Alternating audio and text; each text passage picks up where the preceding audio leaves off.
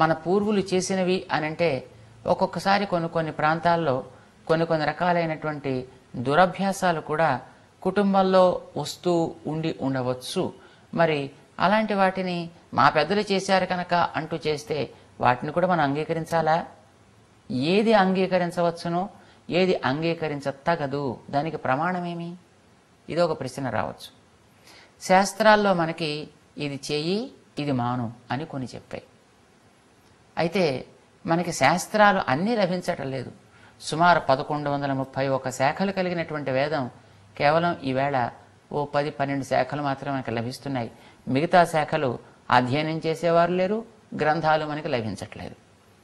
కనుక కొన్ని మనకి ఆచారాలుగా వస్తుండేటటువంటివి ఏ శాఖల్లో ఎక్కడున్నాయో మనకేం తెలుసును?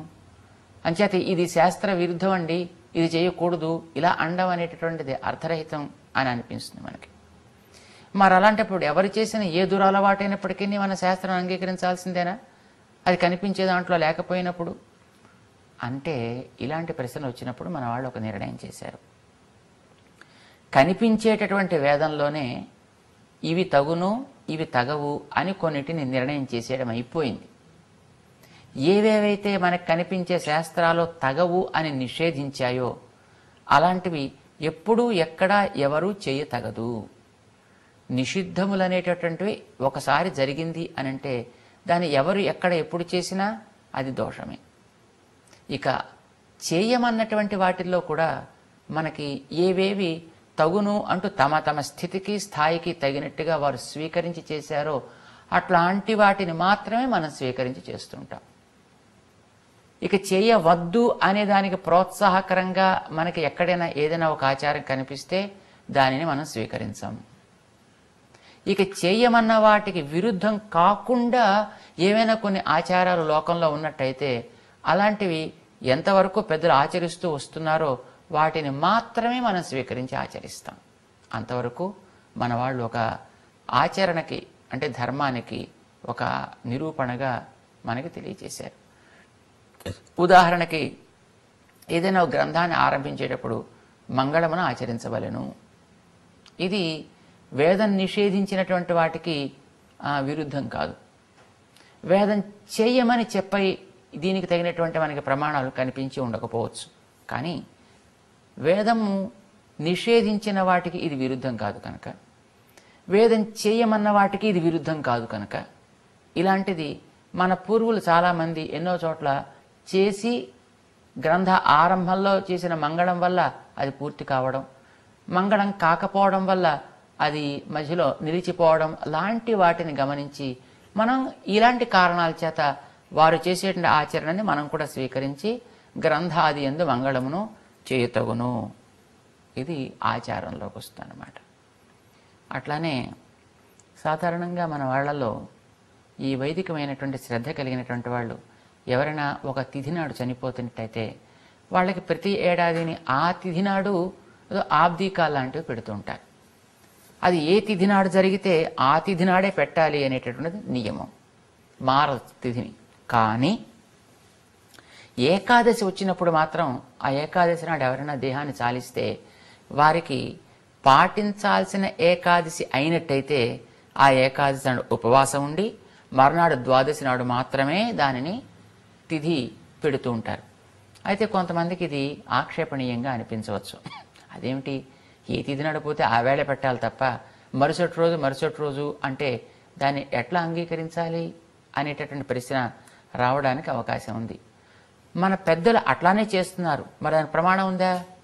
ప్రమాణం ఉన్న లభిస్తున్న శాఖలలో మనకి అది లభించట్లేదు. అంత మాత్రం చేత లేదనడానికి వీల్లేదు. నిషేధించిన వాళ్ళకి ఇది యుద్ధం కాదు కనుక చేయమన్నటువంటి వాటిలో ఇది మనకి కనిపించకపోయినా దానికి వేరే కారణములు ఉండడం చేత మనం అట్లా చేయతగును. ఏమిటది? ఏకాదశికి హరివాసరం అని పేరు, అంటే విష్ణు ప్రీతికరమైనటువంటి రోజు అని అర్థం అన్నమాట. మనం ఈ ఆబ్దీకం లాంటి వైదికమైన ధార్మిక ఆచరణ అంటే ఆ క్రియలు చేసేటప్పుడు క్రియ కాదు మనకి ఫలితాన్ని ఇచ్చేది, ఈ క్రియని చూచిన భగవంతుడి యొక్క అనుగ్రహం వల్ల మనకి ఫలితం లభిస్తుంది. అయితే భగవంతుడే తనకి ఏకాదశి నాటి ఉపవాసం ప్రీతికరము అని ఆదేశించినప్పుడు ఆయన ఆదేశానికి విరుద్ధంగా ఆవేళ ఆబ్దీకం పెట్టడం అనేటటువంటిది తగదు కనుక భగవదాదేశం మీదుండే గౌరవం చేత పాటించే ఏకాదశి వచ్చిన నాడు ఉపవాసం చేసి ఆనాటి తిథిని ద్వాదశి నాడు వాళ్ళు చేస్తూ ఉండడం అనేది మన పెద్దలు చేశారు. కనుకనే మనవారు కూడా అట్లానే చేస్తారు. ఇక్కడ మనకి కొంత విషయం తెలుసుకోవలసింది ఉంటుంది. సాధారణంగా ఏకాదశి మిగులు ఏనాడుంటే ఆనాడు ఉపవాసం చేయడం అనేటటువంటిది సంప్రదాయ సిద్ధంగా వచ్చేటటువంటి ఒక ఆచారం అన్నమాట. అంటే సూర్యోదయం అయిన తర్వాత దానికి ఏమాత్రం స్పర్శ ఏకాదశి ఉన్నా అది ఆ మర్నాటికే ఉపవాస దినం కింద పాటిస్తారు. సాధారణంగా ఏ మధ్యాహ్నం దాకానో ఏకాదశి ఉందనుకోండి ప్రశ్నే రాదు. కానీ తెలతెలవారుతూ ఏకాదశి తగిలేటప్పుడు మర్నాడే ఉపవాసం చేయవలసి వస్తుంది. కానీ తిథి అంతా మొత్తం పూర్వదినానే ఉంటుంది. అపరాహ్నానికి తిథి ముందు రోజే ఉంటుంది. అలాంటప్పుడు ఏకాదశి తిథి ఆవేళే చేసేస్తారు. పాటించే రోజున అంటే ఏకాదశి ఉపవాస దినంగా ఏనాడైతే అంగీకరిస్తారో ఆనాడు మాత్రం ఆబ్దీకాలు పెట్టడం అనేటటువంటిది మన పెద్దలు చేయలేదు. కనుక ఆవేళ మనవారు కూడా పెద్దలందు ఉండేటటువంటి ఆ గౌరవం చేత ఆబ్దీకాలు ఆవేళ పెట్టక దానికి ముందు కానీ వెనక కానీ ఆ తిథిని బట్టి మన వాళ్ళు ఏర్పాటు చేస్తుంటారు. ఇది శాస్త్రాల్లో మన పంచాంగాల్లో నిర్ణయించి రాస్తూ ఉంటారు. పెద్దలు చేసిందేదో అది మనం చెయ్యాలి. దీనికి ఏమంటే వేదం చెప్పిందా, ధర్మశాస్త్రం చెప్పిందా, ఇతిహాసాలు పురాణాలు చెప్పాయా, ఆగమాలు చెప్పాయా, ఇలాగా. ఇప్పుడు ఈ మధ్యకాలంలో ఇది ఆగమంలో లేదు కనుక మేము ఇలా చెయ్యమనో, ఇలా ఉంది కనుక చేస్తామనో అంటూ ఉంటారు కొందరు. కానీ సంప్రదాయం అనేటటువంటిది పెద్ద ఆచారాన్ని బట్టి వచ్చేది. అందుకోసమనే మన వాళ్ళు ఏది చెయ్యాలి ఏది మానాలి అనడానికి ధర్మజ్ఞ సమయ ప్రమాణం వేదాశ్చ అని నిర్ణయం చేశారు. ధర్మజ్ఞుడు అంటే ధర్మమును తెలిసినవాడు, పెద్దల ద్వారా ధర్మమును నేర్చినవాడు అని అర్థం. అతని యొక్క సమయ అతని ఆచారం ఏదో అదే మొదటి ప్రమాణం. వేదాశ్చ వేదములకు కూడా చకారం చేరుస్తూ దానికి అప్రాధాన్యాన్ని చెప్పారు. వేదములు కూడా దీనికి విరుద్ధం కానప్పుడు మాత్రమే మన వేదాన్ని స్వీకరిస్తాం తప్ప మరొక రకంగా కాదు సుమా అనేది మన వాళ్ళు నిర్ణయం చేశారు. ఈవేళ మన వాళ్ళు చేసేటువంటి ధనుర్మాస వ్రతాన్ని కూడా అట్లాగే చెప్పుకుంటున్నారు. మేలయార్ సేవనహళ్ వేండువన కేటియల్. కృష్ణుడు వీళ్ళ దగ్గరికి రాగానే పాపం వీళ్ళు వచ్చారు. స్వామి నీ కీర్తన పాడుతూ మేమంతా ఏ అలుపు సొలుపు లేకుండా అవన్నీ మరచిపోయి నీకు అమ్మకి ప్రీతి కలిగేట్టుగా పాడుకుంటూ వచ్చామయ్యా, కనుక నువ్వు మమ్మల్ని అనుగ్రహించు అని ప్రార్థన చేశారు. మరి ఇంతవరకు వచ్చిన తర్వాత మీరు ఏదో చేసేసామని అంటున్నారు కదా, మరి చేసింది శాస్త్రీయమైనటువంటి ఆచారం కావాలి కదా, శాస్త్ర విరుద్ధమైన ఆచారం అయితే కాకూడదు కదా. ఏ శాస్త్ర విధి ముత్సృజ్య వర్తతే కామకారత నస సిద్ధిమవాప్నోతి. ఎవడైతే శాస్త్ర విరుద్ధమైన పని శ్రద్ధగానే చేసి ఉండొచ్చు, చాలా భక్తిగా చేసి ఉండొచ్చు, కానీ శాస్త్ర విరుద్ధమైనటువంటి కార్యం కనుక అయినట్టయితే వాడు సిద్ధిని పొందడు, తన ఫలితాన్ని పొందడు. వాడు ఇక్కడ సుఖపడ్డు, ఇక పైలోకాన్ని గురించి చెప్పేది ఏముంది కనుక. మరి మీరు చేసేటటువంటి ఇప్పుడు ఇదేదో మేము నీరాడుగై నీరాటం కోసం వచ్చామని, స్నానవ్రతమని, ధనుర్మాస వ్రతమని, తిరుప్పావై వ్రతమని ఇట్లా రకరకాల పేర్లు చెప్పి మీరంతా కూడా ఏదో చేస్తున్నారే, మరి దీనికి ఏ శాస్త్రంలో దీనికి ప్రమాణం ఉందర్రా మీరు చేసేదానికి, దాన్ని ఏమైనా కొంచెం చెప్పగలరా అని అడిగాడు శ్రీకృష్ణుడు వెళ్ళిన పరీక్షిద్దామని. అంటే మనవాడు చెప్పారు, అయ్యా మేం చేసేటటువంటి దానికి అలాంటి ఏవో రకరకాల సంశయాలకి రకరకాల చర్చలకి ఉండేటటువంటి ప్రమాణాలను మేము తీసుకోవట్లేదయా. మేలయార్ సేవనహళ్ వేండువన కేటియల్. మా పూర్వులు మాకు ఆదర్శంగా ఉండేవాళ్ళు ఎవరో చేశారు, దాన్ని బట్టే మేము కూడా చేస్తున్నాం. ఎవరు చేశారు? మా గోపికలు చేశారు, వాళ్ళు మాకు పరమ ప్రమాణం. అన్నన్న గోపికల ప్రమాణం ఎట్లా అవుతారు? కుడి ఎడమలకి తేడా తెలియని వాళ్ళు, అది బ్రహ్మగారిని కనుక్కో. చతుర్ముఖ బ్రహ్మ లాంటి వారే గోపికల యొక్క పాదధూళి తాను కాగలిగితే ధన్యుణ్ణి కదా అని ఆయనే భావించాడు. ఆ గోపికలు తిరిగేటటువంటి ప్రాంతాల్లో తిరగాలని మహానుభావులైనటువంటి జ్ఞానులైన పరమ ఆచార్యులు, జ్ఞానులైన శంకరులు వంటి మహానుభావులు కూడా, నేను కూడా అక్కడెక్కడో ఒక కదంబమై ఉంటే, అక్కడ ఒక ఇసుక రేణువై ఉంటే, ఆ యమునా జలములలో ఒక జల కణిక అయి నేనుంటే ధన్యుణ్ణి అయ్యేవాణ్ణి కదా అంటూ పొంగిపోయారు మహానుభావులు, గోపికల్ని ప్రమాణంగా తీసుకొని. నారదుల్లాంటి వారు కూడా గోపికలనే తమకి ప్రమాణము అని అనుకున్నారని మనకి గ్రంథాలు తెలియచేస్తున్నాయి. వారికి ఉండేటువంటి భక్తి ముందర మిగతా వారికి అందరి భక్తి కూడా అది తక్కువే అని కదా మన వాళ్ళు చెప్తుంటారు. మరి మాకు వారే ఆదర్శం.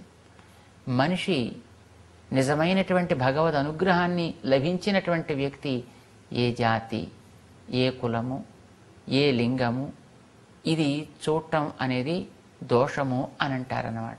ఏకాంతీ వ్యపదేష్టవ్య నైవ గ్రామ కులాధిభి విష్ణునా వ్యపదేష్టవ్య. మనం భగవంతుడి యొక్క సంబంధాన్ని భావించినటువంటి వ్యక్తి బలానా జాతికి చెందినవాడు, బలానా కులానికి చెందినవాడు, వీడు పురుషుడు, లేక ఇది స్త్రీ, ఇది మనిషి, లేక ఇది జంతువు, ఇలా కూడా చూడటానికి వీల్లేదు అని శాస్త్రమే ఖండించి వేసింది. వాడిని ఏమని పిలవాలి మరి? ఏకాంతీ వ్యపదేష్టవ్య. వాడికి ఏకమే అంతము అంటే లక్ష్యంగా కలిగినటువంటి వాడు. ఏమిటి లక్ష్యం వాడికి?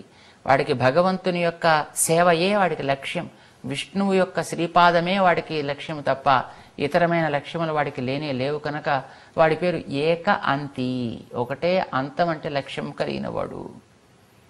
మరి వాడిని ఎట్లా చెప్పాలి?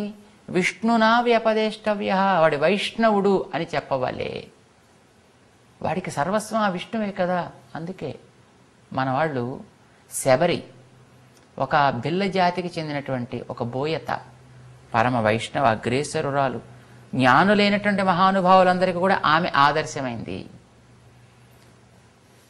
జటాయు ఒక పక్షి, ఒక గ్రద్ద, కానీ దానిని పరమ వైష్ణవుడిగా రాముడి కోసం ప్రాణాలు ఇవ్వగలిగే యోగ్యత పొందడం చేత దానిని ప్రమాణంగా మన వాళ్ళు తీసుకుంటారు.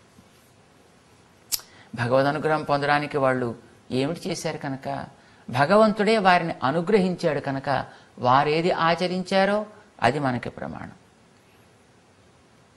మన ఆళ్వార్లలో ఎంతోమంది మహానుభావులైనటువంటి భగవంతుడు అంగీకరించిన ఆళ్వార్లు, వారు బ్రాహ్మణుడా, క్షత్రియుడా, శూద్రుడా, లేక హరిజనుడా, గిరిజనుడా, ఇది ఎప్పుడు కూడా చూడనే చూడరు. శారీరకంగా వచ్చినటువంటి స్థితిగతులు ఏవైనప్పటికీ కూడా జ్ఞానముతోటి కలిగిన వారి నిష్ఠని మాత్రమే మనవారు స్వీకరిస్తారు. అందుకోసమనే గోపికలంతా కూడా కేవలం గొల్లపిల్లలైనప్పటికీ వారి ఆచారం మనకందరికీ కూడా అది ఆదర్శమై మనం కూడా వారిని అనుకరిస్తూ వ్రతం చేస్తున్నాం. గోదాదేవి చక్కటి వైదిక స్త్రీ అయినప్పటికీ కూడా తాను ఆ గొల్లపిల్లలందరినీ కూడా అనుకరించి వారిని ఆదర్శంగా తీసుకుని వారి కంటే ఉత్తమమైనటువంటి ఫలం పొందింది కదా. అందుకో మనం వారిని అనుకరించి మనం కూడా అట్లాంటి ఉత్తమమైనటువంటి ఫలితాలని తప్పక పొందవచ్చును. అందుకే మన ఆండాళ్ మా గోపికలు చేశారు, దాన్ని మేము ఆచరిస్తున్నాం, వాళ్ళను నువ్వు అనుగ్రహించావు, అనుగ్రహించు మమ్మల్ని కూడా అంటూ ఈవేళ స్వామి దగ్గర విన్నవిస్తారు. భగవంతుణ్ణి చేరేటటువంటి ముక్త జీవుని గురించి మనకి శాస్త్రాలు చెప్పాయి. ఇహలోకంలో సదాచార్య అనుగ్రహం చేత మంత్రార్థ జ్ఞానం కలిగి, ఆ మంత్ర సారమైనటువంటి భాగవత సేవ కలిగి, తనలో ఉండేటటువంటి సంశయములు తొలగిన తర్వాత కర్మబంధం వీడితే జీవుడు ఇక్కడి నుంచి యాత్ర ప్రారంభిస్తాడు. ముక్త యాత్రని గురించి మనవాడు చెప్తారు. ఈ ముక్త యాత్ర 12 స్థానాల్ని క్రమంగా వీడు దాటుకుంటూ వెడతాడు. అర్చి, దిన, పూర్వపక్ష, షడుదంగ్మాస, అబ్ద, వాత, అంశుమత్, గ్లౌ, విద్యుత్, వరుణ, ఇంద్ర, ధాతృ అంటే ఈ 12 కొన్ని కేంద్రాలుగా, 12 జంక్షన్స్గా వీటిని దాటుకుంటూ తాను ఈ అండభిత్తిని క్రమంగా దాటి ఆవల ఉండేటటువంటి విరజని దాటి పరమపదంలోకి ప్రవేశిస్తాడు. జీవుడు కోరుకునేది పరమపదంలో భగవంతుని యొక్క సాన్నిధ్యాన్ని. పరమపదం అంటే అది అక్కడెక్కడో కాదు, సర్వత్ర వ్యాపించి ఉండేటటువంటి స్వామి యొక్క దివ్య సాన్నిధ్యాన్ని సతతము అతనిని మరవక ఉండే సేవ చేసుకుంటూ ఉండేటువంటి స్థితిని కోరుకుంటాడు. మరి ఆ స్థితికి వెళ్ళేటప్పుడు విరజ మొట్టమొదట వీడు అందులో స్నానమాడి తనకుండేటటువంటి ఈ ప్రకృతి మండలంలో ప్రవేశించిన నాటి నుంచి పట్టుకుండేటటువంటి పంచభూత సూక్ష్మంతో కూడుకున్న జ్ఞానేంద్రియములు మనస్సు కలిగినటువంటి ఆ సూక్ష్మ శరీరాన్ని విరజా సంపర్కంతో వదిలివేస్తాడు. అది ఈవలిగట్టుకు వెళ్ళిపోతుంది, వీడు ఆవలిగట్టుకు చేరుతాడు. ఏమవుతుంది అక్కడ? దీన్ని మనకి వేదం చెప్పింది. మొట్టమొదట ఇతనికి సారూప్యం ఏర్పడును. సారూప్యం అంటే భగవంతునితోటి సమానమైన రూపం వీడికి కూడా వస్తుంది. వీడు అక్కడికి విరజ దాటి వెళ్ళగానే అమానవ కరస్పర్శ ఏర్పడును అని మనకి శాస్త్రం చెప్తోంది. అమానవుడు అని అక్కడ ఉండేటువంటి జీవుడికి పేరట.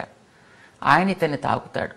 వెంటనే ఇతనికి ఒక ఉపనిషణ్మయమైనటువంటి దివ్య విగ్రహం ఒకటి ఏర్పడును. ఎలా ఉంటుంది ఇది?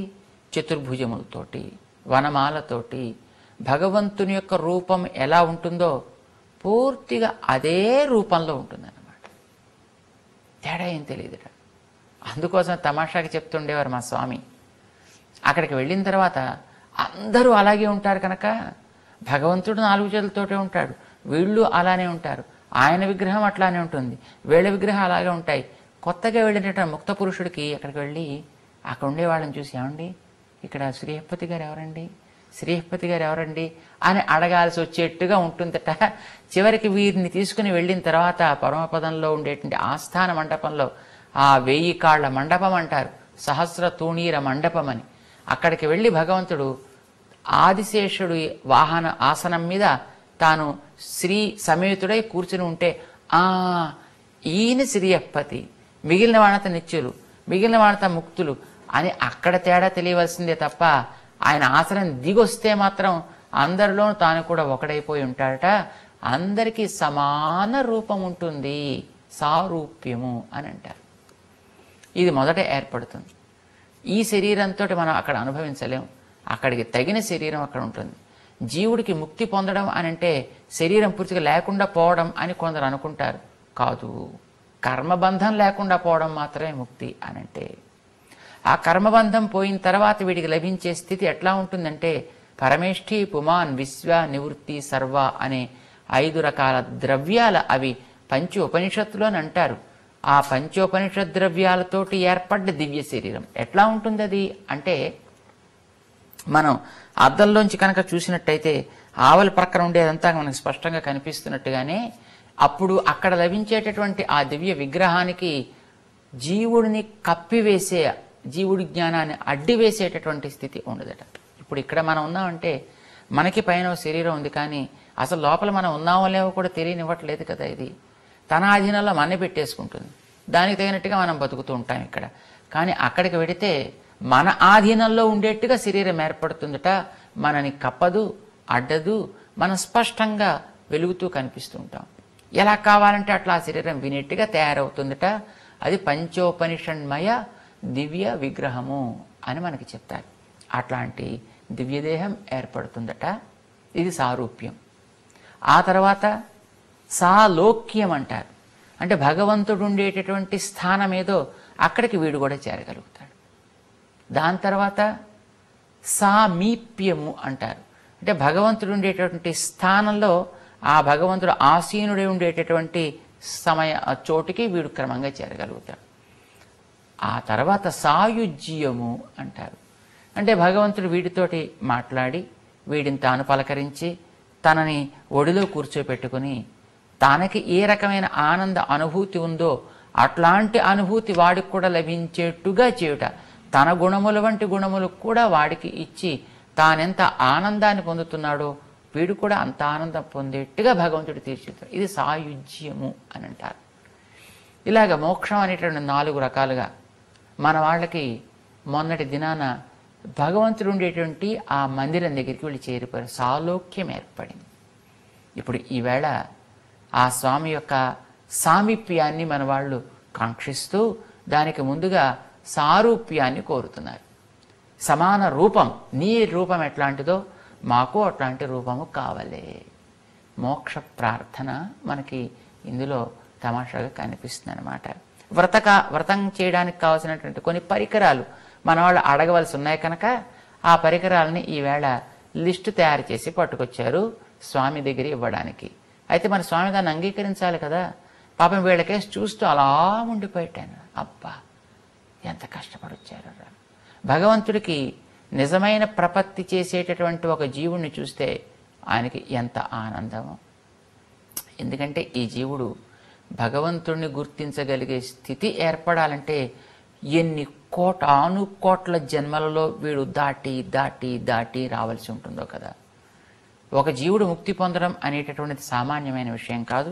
జ్ఞానం ఉన్నవాడు కనుక ఎప్పటికప్పుడు అహంకారం వీళ్ళో తలెత్తుతూనే ఉంటుంది. ఎంత కడుక్కుందామన్నా మనం వేసవి కాలంలో ఉండేటప్పుడు ఎంత మనం స్నానవాడినా మళ్ళీ చెమట పడుతున్నట్టుగా ఈ జీవుడి మీద ఎప్పుడూ అహంకారపు పొరలు ఏర్పడుతూనే ఉంటాయి. ఎంత తుడిచినా ఏర్పడుతూనే ఉంటాయి. అహంకారం లేకుండా తొలగించుకునితే తప్ప భగవంతుడి తన లోకానికి ఈ జీవుణ్ణి అంగీకరించాడు. అక్కడికి వెళ్ళిన తర్వాత మళ్ళీ మా అమ్మని చూసి వస్తా, మా నాన్నని చూసి వస్తా, అక్కడ 2 చాక్లెట్లు పుచ్చుకొని వస్తాను, ఇంకా అక్కడికి వెడితే రావడం ఉండదు. అదంతా మొత్తం ఒకటే వన్ వే ట్రాఫిక్. ఇది వెడితే నచ పునరావర్తతే అని చెప్తోంది మనకి సామవేదం.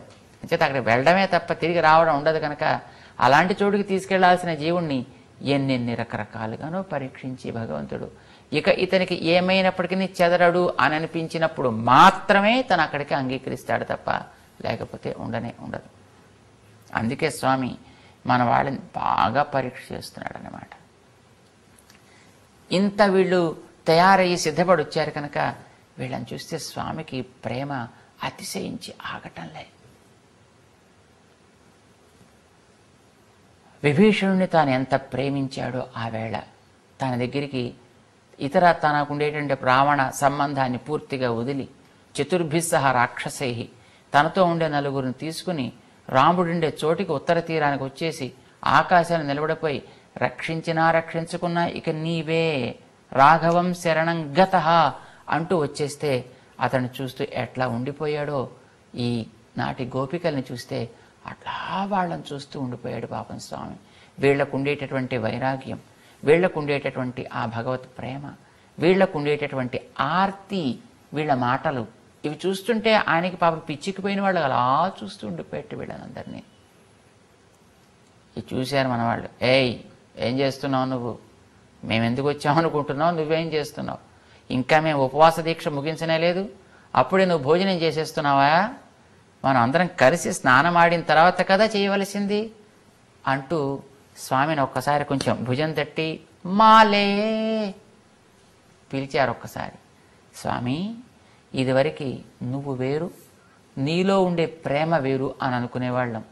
కానీ ఇప్పుడు నిన్ను చూసిన తర్వాత ప్రేమ నీకంటే వేరు కాదు, ప్రేమయే ముద్ద కడితే అది నీవయ్యావు, తీపి గడ్డ కడితే పటికి బెల్లం అయినట్టుగా లోకంలో ఉండేటటువంటి లోకం బయట ఉండేటువంటి ప్రేమనంతటినీ ముద్ద కట్టిస్తే అదే నువ్వు అని మాకు ఇప్పుడు తెలిసిందయా. గులాబ్ జాములో తీపి ఉంటుంది, మైసూరు పాకులో తీపి ఉంటుంది.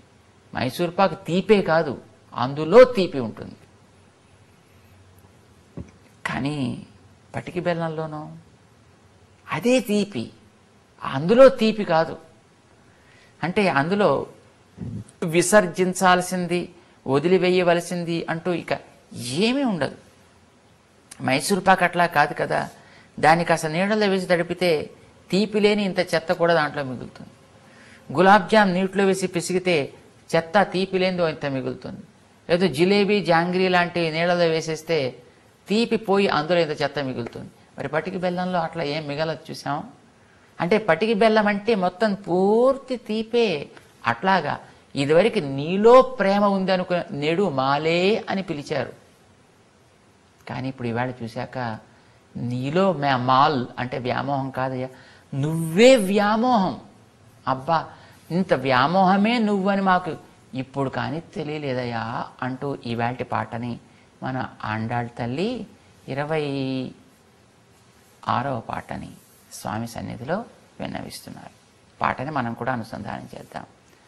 ఆండాళ్ తిరువడిగళే శరణం, மாலே மணிவண்ணா மார்கழி நீராடுவான் மேலையார் செய்வனகள் வேண்டுவன கேட்டியேல் ஞாலத்தையெல்லாம் நடுங்க முரல்வன பாலன்ன வண்ணத்து உன் பாஞ்ச சென்னியமே போல்வன செங்கங்கள் போய்ப்பாடுடை எனவே சேலப் பெரும் பறையே பல்லாண்டி செய்ப்பாரே கோல விளக்கே கொடியே விதானமே ஆலி நிலையாய் அருள் ఏలోరెంబావాయ్.